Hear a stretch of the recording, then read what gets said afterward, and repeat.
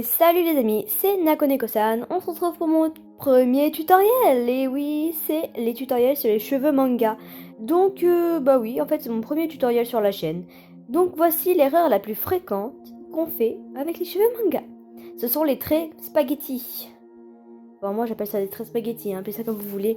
Mais c'est moche tout simplement, enfin je vais pas dire ceux qui en font.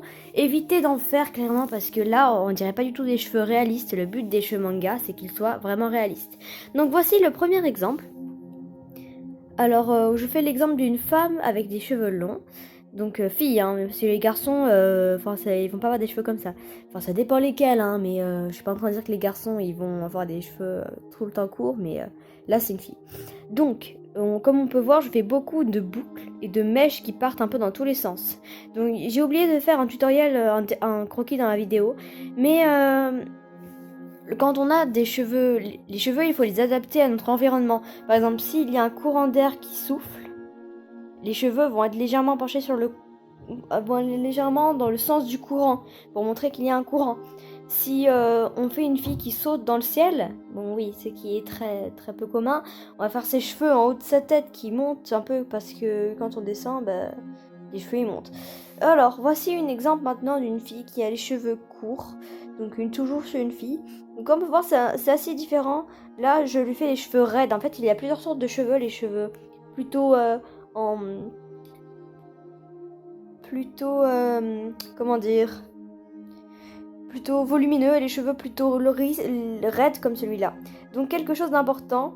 Donc moi j'appelle ça une ligne tout simplement, une ligne de cheveux, appelez ça comme vous voulez. Donc c'est une ligne qu'il faut tracer sur la tête et on peut pas tracer les lignes de la frange en dessous, sinon ça fait un effet de perruque. Il faut les tracer au-dessus, maximum au-dessus. Sinon, ça fait vraiment un effet de perruque. Et au fur et à mesure du temps, vous n'en aurez plus besoin quand vous commencez comme moi. Mais bon. Sinon, ça donne vraiment un effet bizarre à votre personnage.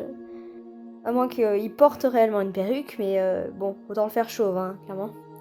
Bon, voici enfin un exemple de garçon. C'est normal, on dirait une fille. Et désolé pour la qualité de la caméra qui est dégueulasse. Bon, oui, c'est normal, on dirait une fille, mais je n'ai jamais fait de garçon sur ma chaîne, ni dans mes dessins normaux. Je n'ai jamais fait de garçon de ma vie. Donc c'est la première fois que je fais un garçon. On peut dire que c'est un bel échec. Donc je m'entraînerai. Puis je vous ferai un autre tutoriel sur comment dessiner les cheveux d'un garçon bien cette fois. Je vous jure qu'elle sortira cette vidéo. Je vous le jure. Donc voici pour moi comment on dessine les cheveux d'un garçon avec plusieurs mèches qui sont plusieurs ébis. Parce que souvent les garçons ils ont plein d'ébis partout. Et oui, c'est différent des cheveux des filles parce que c'est pas long, il y a vraiment des cheveux en pétard un peu courts. Donc il peut y avoir plein de coupes de cheveux différentes chez les garçons, mais moi je prends celle-là. Donc, ensuite passons aux mèches. Donc il y a une première mèche qu'on peut faire. Bon, il y a les mèches tout court en boucle, et il y a aussi ces mèches-là. Ces mèches qui donnent l'impression en gros que que ça fait une sorte de... c'est une mèche en fait. Bon, c'est une mèche qu'on peut faire dans les dessins comme ça, qui donne l'impression qu'on a une boucle assez étrange.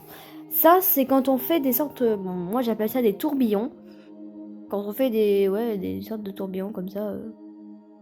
Alors en fait, on peut faire... En fait, il faut juste faire des sortes de vagues... des sortes de vagues comme ça, entassées les unes sur les autres. Bon, après je suis pas très forte sur ça non plus, donc c'est normal que ça ressemble à rien. Je vais m'entraîner, je vous ferai un autre tutoriel. Comment bien dessiner les sortes de mèches enroulées que j'appelle tourbillons. Je vous jure qu'il sortira celui-là lui aussi. Bon, ensuite, le plus dur en fait, non pas vraiment le plus dur, c'est les tresses. En fait là il suffit juste de faire des parenthèses accrochées. Puis de dessiner, bon là les cheveux ils sont très mal faits parce que je fais très vite, mais voilà. Une tresse comme ça, puis voilà. Donc, voici les 3 exemples. Donc on a la tresse, la mèche tout court, bouclée plutôt je dirais. Et on a le tourbillon, j'appelle ça. Bon, merci d'avoir regardé cette vidéo. N'hésitez pas à vous abonner, à lâcher un gros pouce bleu, ça me ferait plaisir. Ciao ciao les amis, c'était Nakoneko-san, à la prochaine.